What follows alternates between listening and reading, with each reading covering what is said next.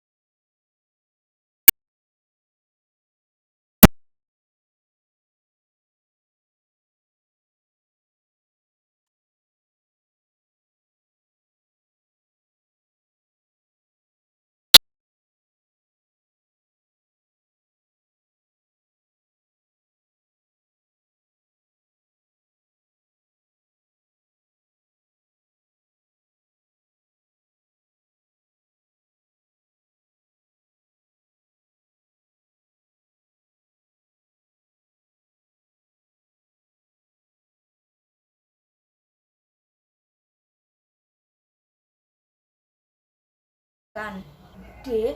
Uraian mengenai benda yang menjadi objek jaminan fidusia. E. Nilai penjamin. Dan F. Nilai benda yang menjadi objek jaminan fidusia. Prosedur pendaftaran yang selanjutnya yaitu 5. Kantor pendaftaran fidusia mencatat jaminan fidusia dalam buku daftar fidusia pada tanggal yang sama dengan tanggal penerimaan permohonan pendaftaran. 6. Dalam sertifikat jaminan fidusia sebagaimana dimaksud dalam pasal 14 ayat 1 dicantumkan kata-kata demi keadilan berdasarkan ketuhanan Yang Maha Esa. Permohonan pendaftaran jaminan fidusia diajukan dalam jangka waktu paling lama 30 hari. Bukti pendaftaran fidusia memuat nomor pendaftaran, tanggal pengisian aplikasi, nama pemohon, nama kantor pendaftaran fidusia, jenis permohonan, dan biaya pendaftaran jaminan fidusia. Namun, setelah dikeluarkannya Peraturan Menteri Hukum dan Hak Asasi Manusia Nomor 10 Tahun 2013 tentang tata cara pendaftaran jaminan fidusia secara elektronik, maka pendaftaran jaminan fidusia yang awalnya hanya bisa dilakukan secara langsung di kantor fidusia, kini dapat dilakukan secara online melalui website resmi. Baik, di sini saya akan menjelaskan materi mengenai objek jaminan fidusia. Namun, kesempatan saya di sini, saya akan menjelaskan lebih spesifik mengenai objek jaminan fidusia, yaitu berupa royalti hak cipta. Dalam hal ini yang dijadikan objek yaitu karya, sebuah karya yaitu berupa buku. Adapun jurnal ini yaitu diperoleh dari jurnal masalah-masalah hukum yang diterbitkan oleh Universitas Diponegoro dengan penulis Djoko Hadisantoso dengan Agung Sujatmiko. Pembahasan pertama yaitu di sini dijelaskan mengenai karakteristik royalti hak cipta sebagai jaminan fidusia. Royalti merupakan aset yang tidak berwujud yang berisi klaim atas tagihan uang di masa yang akan datang yang dapat diasumsikan sebagai aset keuangan. Aset adalah suatu hal yang bernilai ekonomis yang dimiliki oleh penulis buku berupa uang yang dari presentase harga jual buku dikalikan dengan jumlah buku yang terjual. Royalti memiliki nilai ekonomis tersebut sehingga termasuk karakteristik suatu benda yang dapat digunakan sebagai objek jaminan hutang. Benda tersebut dapat dijual apabila mempunyai nilai ekonomis dapat dipindah tangankan.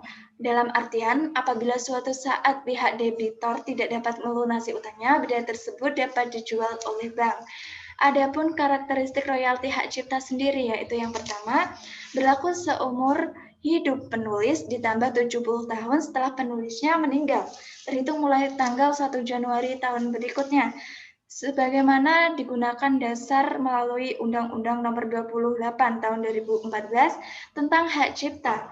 Yang kedua, value yang selalu bertambah apabila cetakan satu buku tersebut habis. Untuk cetakan kedua biasanya ada penyempurnaan.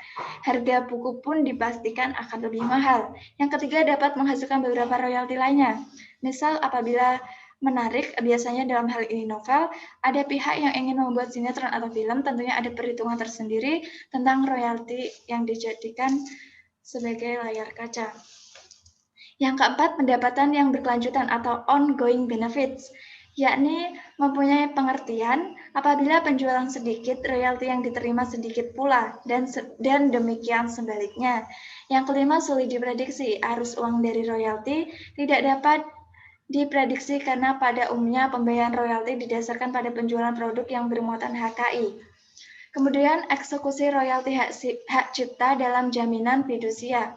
Berdasarkan ketentuan Undang-Undang Jaminan Fidusia, kreditor dapat melakukan upaya pelunasan eksekusi yaitu yang pertama dengan cara melakukan penjualan objek jaminan atas kekuasaannya sendiri atau yang kemudian disebut dengan parakter eksekusi. Yang kedua dengan menggunakan titel eksekutorial melalui ketua pengadilan negeri. Yang ketiga yaitu melakukan penjualan di bawah tangan berdasarkan kesepakatan para pihak untuk mendapatkan harga penjualan yang lebih tinggi.